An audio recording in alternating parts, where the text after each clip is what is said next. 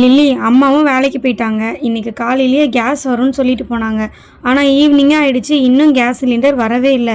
என்ன பண்ணுறதுனே தெரியல. எனக்கு வேற வயிறு ரொம்ப பசிக்குது. கேஸ் வேற இல்லை, எப்படி சமைக்க போகிறோன்னு தெரியல லில்லி எனக்கு. ஆமா மாயா சித்தி, எனக்கும் ரொம்ப பசிக்குது. ஏதாவது சாப்பிடணும் போலவே இருக்கு தெரியுமா? லலா மாயாக்கா, எங்கள் அம்மா நாட்டுக்கோழி முட்டை வாங்கிட்டு வர சொன்னாங்க மாயாக்கா. 2 முட்டை வேணும்னு கேட்டாங்க. முட்டை இருக்கா? முட்டை வேணுமா? இரு சாரதி, எப்படியும் எங்கள் கோழி இன்றைக்கி முட்டை போடுன்னு அம்மா சொல்லியிருந்தாங்க. நான் போய் பார்க்குறேன். கோழி முட்டை போட்டிருந்தா 2 முட்டை கொடுக்குறேன். அட ஆமாம், அம்மா சொன்ன மாதிரி இன்றைக்கும் கோழி முட்டை போட்டிருக்கு. ரொம்ப சின்ன முட்டையாக இருக்குது. ஆனால் இரு சாரதி, பார்க்குறேன். இன்னொரு முட்டை இருக்குது. இது கொஞ்சம் பெருசாக இருக்குது. ஆனால் லைட்டான எல்லோ கலரில் இருக்குது. இது புதுசாக ஒரு கோழி வாங்கினோமா, அந்த கோழி போட்ட முட்டை. அட, இந்த முட்டை இருக்கிறத விட ரொம்ப பெருசாக இருக்கே. இந்த முட்டையும் அந்த புது கோழி போட்டதுன்னு தான் நினைக்கிறேன். பெரிய கோழி போட்ட முட்டை தான் போல இருக்குது. ஆனால் எனக்கு அந்த பெரிய கோழி போட்ட முட்டையோட ரேட்டு தெரியல. இந்த சின்ன முட்டை வேணால் நீ 2 எடுத்துக்கோ சாரதி. இது 2த்துக்கும் எங்கள் அம்மா ரேட் சொல்லியிருக்காங்கல்ல, அந்த விலையே கொடுத்துரு. மாயா சித்தி, பேசாம இந்த பெரிய முட்டையை வச்சு நம்ம சமைச்சு சாப்பிடலாமா? நமக்கே ரொம்ப பசிக்குதுல்ல. இந்த பெரிய முட்டை ஒன்று சமைச்சாலே நம்ம எல்லாருக்கும் போதும் போல. என்னது, இந்த பெரிய முட்டையை வச்சு சமைக்க போறீங்களா? மாயாக்கா, நானும் வரேன். சாரதி, நீ இல்லாமையா? இல்லை, நீ சொன்ன ஐடியாவும் நல்ல ஐடியாவாக தான் இருக்குது. பேசாமல் நம்ம வெளியிலேயே அடுப்பு வச்சு இந்த முட்டையை போட்டு சிம்பிளாக ஏதாவது செஞ்சு சாப்பிட்லாம். சாதம் இருக்குது வடித்தது, ஆனால் குழம்பு செய்ய கேஸ் இல்லை. பேசாமல் அடுப்பெல்லாம் எடுத்து வச்சு சூப்பராக செஞ்சிடலாம். அடுப்பு எடுத்து வச்சுட்டேன், அந்த முட்டை எடுத்து வச்சுருக்கேன். இப்போ அந்த முட்டையை வச்சு ஏதாவது சின்னதாக ரெசிபி மாதிரி செஞ்சு சாப்பிட்லாம். அதுக்கு தேவையானதெல்லாம் எடுத்து வச்சிடலாம். ஆல்ரெடி வெங்காயம் கொஞ்சம் நறுக்கி வச்சுருக்கேன், தக்காளியும் நறுக்கி வச்சுருக்கேன். அதுக்கப்புறம் உப்பு, அப்புறம் கொஞ்சம் கருவேப்பிலையே பொடியாக நறுக்கி வச்சுருக்கேன். அடுத்தது பச்சை மிளகாய், அதுக்கப்புறம் மசாலா, மஞ்சத்தூள், மிளகாத்தூள், பெப்பர் தூள், அப்புறம் ஆல்ரெடி வீட்டில் வடித்து வச்சுருந்த சாதம். இதெல்லாம் எடுத்து வச்சு இன்றைக்கி செம்ம டேஸ்ட்டாக ஒரு சாதம் போட்டுடலாம் லில்லி. ஓகே மாயா சித்தி, நான் ரொம்ப வெயிட் பண்ணிட்டு இருக்கேன். எனக்கு வேற ரொம்ப பசிக்குது. சீக்கிரமா செய்யுங்க. ஓ, ஃபர்ஸ்ட் சட்டி அடுப்புல வச்சுட்டு அடுத்து எண்ணெய் ஊற்றணுமா? ஓகே, அடுத்து கடுகு தானே போடணும். இல்லை லில்லி, அடுத்து கடுகு போடக்கூடாது. அடுத்தது இந்த முட்டையை உடச்சி அந்த எண்ணெயில் ஊற்றணும். இப்போ நான் ஃபஸ்ட்டு முட்டையை அழகாக சூப்பராக பொரித்து எடுத்துகிட்டு போகிறேன். அதுக்கப்புறமா தான் கிரேவி பண்ணலான்னு இருக்கேன். இப்போ அது எல்லாத்தையும் மிக்ஸ் பண்ணி சூப்பராக ஒரு முட்டை ரைஸ் பண்ணலான்னு தான் இருக்கேன். ஃபஸ்ட்டு முட்டையை போட்டு இந்த மாதிரி அதுக்கு தேவையான அளவு உப்பு, அப்புறம் பெப்பர், அப்புறம் கொஞ்சமாக மிளகாத்தூள்லாம் போட்டுட்டு இது எல்லாத்தையும் மிக்ஸ் பண்ணி விட்டுக்கலாம். மஞ்சத்தூளும் கொஞ்சம் போட்டிருக்கேன். இது எல்லாத்தையும் போட்டு ஃபஸ்ட்டே நம்ம முட்டையை கொத்து முட்டை மாதிரி போட்டு எடுத்துட்டோன்னு வையேன். அதுக்கப்புறமா நம்ம கிரேவியில் போட்டு மிக்ஸ் பண்ணும் போது சாதம் சும்மா அல்டிமேட்டாக டேஸ்ட்டாக வரும். மாயாக்கா, நீங்கள் முட்டை சாதம் இப்படி தான் ரெடி பண்ணுவீங்களா? ஆனால் எங்கள் அம்மா இந்த மாதிரி செய்ய மாட்டாங்க. எங்கள் அம்மா வேறு மாதிரி பண்ணுவாங்க. ஃபஸ்ட்டு தக்காளி வெங்காயம்லாம் போட்டுட்டு அதுக்கப்புறமா முட்டையை போட்டு அப்புறமா தான் சேர்ப்பாங்களே. நீங்கள் என்ன டிஃப்ரெண்ட்டாக பண்ணுறீங்க? சாரதி, எப்படி செஞ்சாலும் நல்லா தான் இருக்கும் சாரதி. எனக்கு இந்த மாதிரி செஞ்சு தான் பழக்கம். அதனால நான் இந்த மாதிரியே செஞ்சுட்டேன். இப்போ ஃபஸ்ட்டு இந்த முட்டையை ஊற்றிட்டோமா, இதை உடனேலாம் இருக்கக்கூடாது. இது நல்லா இது கொத்து முட்டை மாதிரி ரெடி ஆகிற வரைக்கும் அடுப்புலேயே வச்சு மிக்ஸ் பண்ணி விட்டுக்கிட்டே இருக்கணும். மிக்ஸ் பண்ணுறதை எடுத்தோம் அப்புறம் கீழே பிடிச்சிரும். அது நல்லா பிடிக்காத வரைக்கும் நல்லா மிக்ஸ் பண்ணிகிட்டே இருக்கணும். சரி மாயாக்கா, உங்களுக்கு கை வலிக்க போகுது, இங்கே கொடுங்க, நான் கொஞ்ச நேரம் மிக்ஸ் பண்ணுறேன். இதெல்லாம் நான் நல்லாவே மிக்ஸ் பண்ணுவேன். அப்பப்போ எங்கள் அம்மா சமைக்கும் போது நான் போய் ஹெல்ப் பண்ணுவேன் தெரியுமா? இந்த மாதிரி மிக்ஸ் பண்ணுறது மட்டும் தான் எனக்கு தெரியுமே. அப்புறம் இதில் கொஞ்சம் மிளகாத்தூள் வேற போட்டிருக்கீங்க, இன்னும் காரமாயிடாதா? இல்லை சாரதி, இது ரொம்பலாம் காரமாகாது, கரெக்டாக இருக்கும். தேவையான அளவுக்கு கரெக்டாக தான் போட்டிருக்கேன். ஆமாம் சாரதி, உன்னை அஞ்சலியை கூட்டிகிட்டு வர சொன்னேனே, அஞ்சலியை நீ கூட்டிகிட்டு வரலையா? அஞ்சலி எங்கே? நான் போய் அம்மா கிட்ட முட்டையை கொடுத்துட்டு அஞ்சலி கிட்ட சொல்லிட்டு தான் வந்தேன். அவள் பாத்ரூமில் இருந்தா. அவள் வந்ததுக்கப்புறம் வந்துருவா. ஓ, சரி சாரதி, அவ்வளோதான். இப்போ பாரு, முட்டை நல்லா மிக்ஸ் பண்ணியாச்சு. போதும். இப்போ இதை வேறு ஒரு பாத்திரத்தில் மாற்றிடலாம். நல்லா வெந்துருச்சு, நல்லா சூப்பராக மணக்குது பாரு அந்த மசாலாலாம் போட்டது.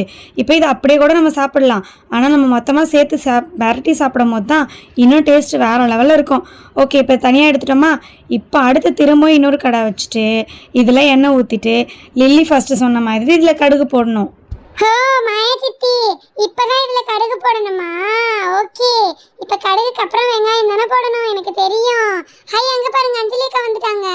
மாயக்கா, நீங்கள் வெளியில் வச்சு சமைக்க போகிறேன்னு சாரதி சொன்னான். அதனால நான் சீக்கிரம் குளிச்சுட்டு வந்துட்டேன். எனக்கு இந்த மாதிரி வெளியில் வச்சு சமைக்கிறது ரொம்ப பிடிக்கும். மாயக்கா, முட்டை ரைஸ் தான் பண்ணுறீங்களா? செம்ம ஜாலி.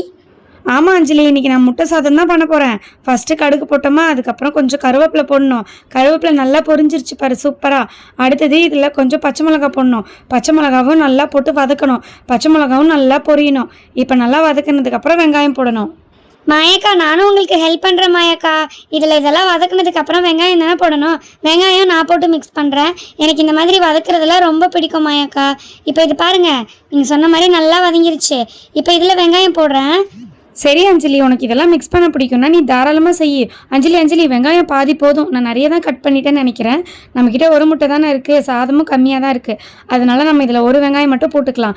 இப்போ இந்த வெங்காயம் நல்லா ப்ரௌனிஷாக ஆகிற வரைக்கும் மிக்ஸ் பண்ணணும். இப்போ இந்த வெங்காயத்து கூட லைட்டாக உப்பு போட்டு மிக்ஸ் பண்ணோன்னு வச்சுக்கோயேன், சீக்கிரமாக வதங்கிடும்.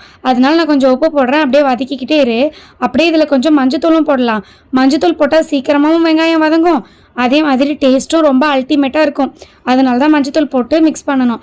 இப்போ போட்டாச்சு, இப்போ நல்லா வதக்கிக்கலாம் இதை. சித்தி இங்க பாருங்க, வெங்காயம் சூப்பரா ப்ரௌனிஷா வதங்கிருச்சு. அடுத்தது தக்காளி தானே போட சொல்லிருக்கீங்க. நானே தக்காளி போடுறேன். கொஞ்சமா தக்காளி போடணுமா? ஓகே, இதுலயும் பாதி தக்காளியே போட்டுடலாம். இப்ப போட்டாச்சு. இப்ப இதையும் போட்டு நல்லா மிக்ஸ் பண்ணணும். அஞ்சலிக்கா இதை நல்லா மிக்ஸ் பண்ணுங்க சூப்பரா. இப்ப இந்த தக்காளியும் வெங்காயமும் நல்லா மிக்ஸ் பண்ணி வதங்கணும். அட லில்லி, உனக்கு கூட சமைக்க தெரியுமா? சூப்பராக சொல்கிற, எனக்கே தெரியாது. ஆனால் நீ இவ்வளோ அழகாக சொல்கிற லில்லி. சாரதி அண்ணா, நான் மாயக்கா செய்யும் போது அடிக்கடி பார்த்துருக்கேன். இப்போ அடுத்தது மாயக்கா என்னென்னு போடுவாங்கன்னு சொல்லவா? மிளகாத்தூள், மஞ்சத்தூள், பெப்பர் தூள், இது எல்லாமே போடணும். அப்புறம் இப்போ உப்பும் போட்டுக்கணும் போல. இது எல்லாமே போட்டால் தான் டேஸ்ட் சூப்பராக வரும். ஏன்னா அப்பப்போ எனக்கு ரொம்ப பசிக்குதுன்னு சொல்லும் போதெல்லாம் மாயச்சித்தி எனக்கு இந்த முட்டை ரைஸ் தான் செஞ்சு கொடுப்பாங்க. அவங்க இதே மாதிரி தான் எப்போவுமே பண்ணுவாங்க. ஃபஸ்ட்டு இந்த மாதிரி கிரேவி பண்ணிவிட்டு அப்புறம் இந்த முட்டையை இதில் மிக்ஸ் பண்ணி பண்ணுவாங்க. இப்போ பார்த்தீங்களா, நான் சொல்கிற மாதிரியே தான் செய்கிறாங்க. எனக்கு தெரியும், ஆனால் என்ன, எனக்கு செய்ய தான் தெரியாது. ஏன்னா கையில் சுட்டுக்கும்ல, அதனால மாயா சித்தி என்னை செய்ய விட மாட்டாங்க. எக்ஸ்ட்ராவாக ஏதாவது ஹெல்ப் மட்டும்தான் நான் பண்ணுவேன். ஓஹோ, சூப்பர் லில்லி, செம்மையா உனக்கு தெரியுது எல்லாமே. ஆனால் எனக்கு கூட செய்ய தெரியாது தெரியுமா? எங்கள் அம்மா செஞ்சு தந்தா நல்லா சாப்பிடுவேன். டேய் சாரதி, இப்போ ஒன்றும் பிரச்சனை இல்லை, நான் செஞ்சு தரேன், நல்லா சாப்பிடுங்க எல்லாரும். இப்போ கிட்டத்தட்ட ரெடி ஆயிடுச்சு. லாஸ்ட்டாக ரைஸ் போட்டு மிக்ஸ் பண்ணுறது தான் வேலை. இப்போ ரைஸை நல்லா போட்டுட்டு இதை நல்லா மிக்ஸ் பண்ணிக்க வேண்டியது தான். மாயக்கா கொடுங்க, நான் பெரட்டுறேன். இது பெரட்டுறதுலாம் எனக்கு ரொம்ப பிடிக்கும். ஃப்ரைட் ரைஸ் கடையிலலாம் இந்த மாதிரி தானே பெரட்டுவாங்க. சும்மா டபக்குன்னு வதக்குவாங்க. அதை பார்க்கும் போதெல்லாம் இந்த மாதிரி வதக்கணும்னு நானும் நினைப்பேன். ஆனால் அதெல்லாம் ரொம்ப கஷ்டம்ல. நான் இந்த கொஞ்சமாவது வதக்குறேன். இது ஏதோ கொஞ்சமாக மினியேச்சராக செய்கிறனால எனக்கு ஈஸியாக இருக்குது. அவ்வளோதான், ரெடி ஆயிடுச்சு. ஆமாம் சாரதி, இப்போ சூப்பராக நம்மளோட எக் ரைஸ் ஒரு 10 நிமிஷத்துலேயே ரெடி ஆயிடுச்சு. டக்குன்னு செஞ்சு முடிச்சாச்சு. செம்ம சூடாக செம்மையாக இருக்குது. சாதம் ஆறி இருந்தது, இப்போ நம்ம சுட போட்டு மிக்ஸ் பண்ணோம்ல, அதுலேயே நல்லா சூடாயிருச்சு. இப்போ வேறு லெவலில் ரெடி. வாங்க பசங்களா, எல்லாரும் உட்காந்து ஒன்றா சாப்பிட்லாம். அஞ்சலி, லில்லி, சாரதி எல்லாருக்கும் கொஞ்சம் ஊட்டி விடுறேன். டேஸ்ட் பண்ணி பாருங்கள். சாப்பிட்டுட்டு இன்னும் சட்டியில் நிறைய இருக்குது, எல்லாரும் எடுத்து இன்னும் நல்லா சாப்பிடுங்க சரியா? நமக்கு மட்டும்தான் இது நிறைய செஞ்சேனே. மாயக்கா, நீங்கள் செஞ்சது செம்ம டேஸ்ட்டாக இருக்குன்னு எனக்கு எப்போவுமே தெரியும். ஆமாண்டா சாரதி, உண்மையாகவே வேறு லெவலில் இருக்குது. இந்த லில்லி நீயும் சாப்பிட்டு பாரு. டே சாரதி சாப்பிட வேறு லெவலில் இருக்கு மாயாக்கா, சூப்பராக செஞ்சுருக்கீங்க. எங்க நானும் சாப்பிட்டு பார்க்குறேன். அட ஆமாம், செம்மையாக இருக்குது. முட்டை சாதம் சூப்பராக இருந்துச்சு.